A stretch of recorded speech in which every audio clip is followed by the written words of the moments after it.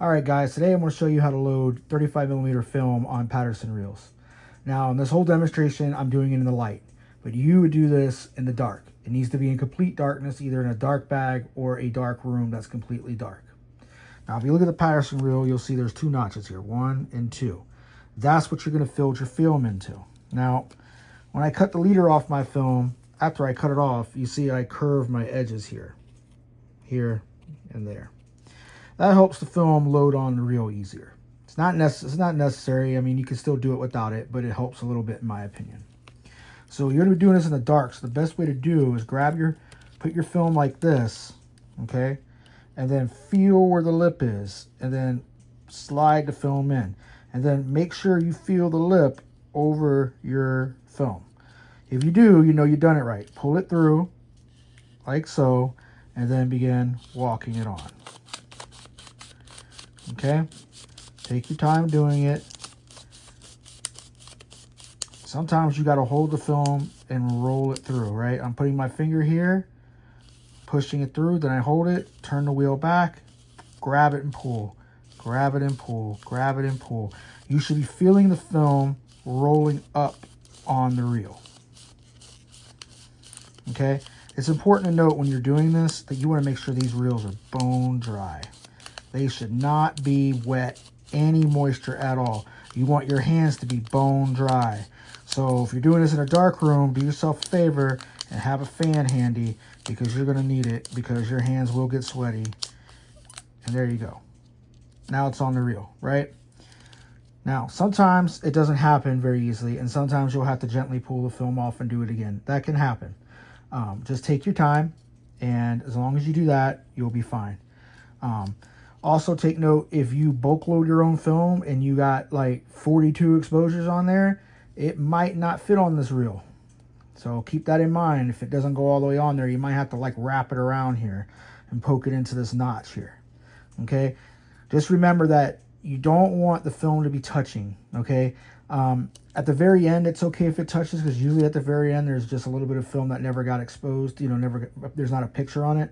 But for the most part, you don't ever want this film to touch each other. And so once you do this, you're going to grab your spindle, put it on there, right? And if I was developing another reel, I'd put it on here after I load it. If I'm only developing one, I would put an empty reel here to keep this from doing this in the tank, all right? You don't want it to do that. So then you're going to put it in here like so, and you're going to grab the funnel. Now, you want to make sure it's straight on there like this. Turn it till you hear it click. See? Click. Once you do that, it's light tight now. You can take it out the dark room. You can take it out the dark bag. It's fine. Okay? Don't take this funnel off until you're done fixing your film. If you take it off at any other step, you'll ruin your film. Now, you want to put the lid back on when you are ready to when you're ready to develop, because remember, we're going to be doing, we're going to be grabbing this, right, and inverting, right? So if we're going to be doing that, we're going to make sure this is on good. So the way I do this is I push in the middle, squeeze the air out, and then I make sure, you see here, that it's all the way around like that. See? So now when I'm inverting, I don't make a mess, right? And then I take the lid off, pour the chemistry back in my bottles if I'm reusing it, or down the sink. All right? So that's how you do. All right, so 120 is very similar, right? You still got to put it through the notches, but you see the reel I made bigger. With these Patterson reels, you can turn it like this, bring it out to the very end, do this. Now it's ready for a 120 roll. Now, you can load two 120 films on one reel, or of course one 220 film on this reel. It is difficult to do two 120s. There's methods of doing it, but let's worry about you learning how to put just one on here before we worry about putting more than one, but it can be done. All right, so I got me a piece of film. Again, we're doing this in complete darkness, and the method is the same. I'm going to put the film here. I'm going to grab it in the dark. I'm going to feel with my thumb where the lip is, and I'm going to put my film in there, and then I'm going to feel to make sure the film is underneath the lip. When it is, I'm going to pull it through, and then I'm going to grab it and just walk it on. Just like that.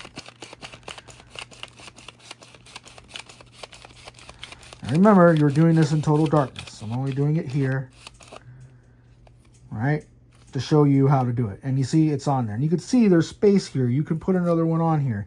And technically the way you do this, you keep walking this on until you can't walk it on anymore, and then you put on the next one. The problem is there's nothing to stop you from overlapping the film, so you have to know when to stop. One way of doing that is taking some tape and taping your other 120 roll here and then walk it on. That way you know you'll never overlap it. And that's what most people do with these Patterson reels. And again, with this tank right here, it's a 2-reel tank, but it only fits 1 reel of 120. 120, or 2 films of 120 if you can get it on there, or 1 roll of 220. Only one goes in there.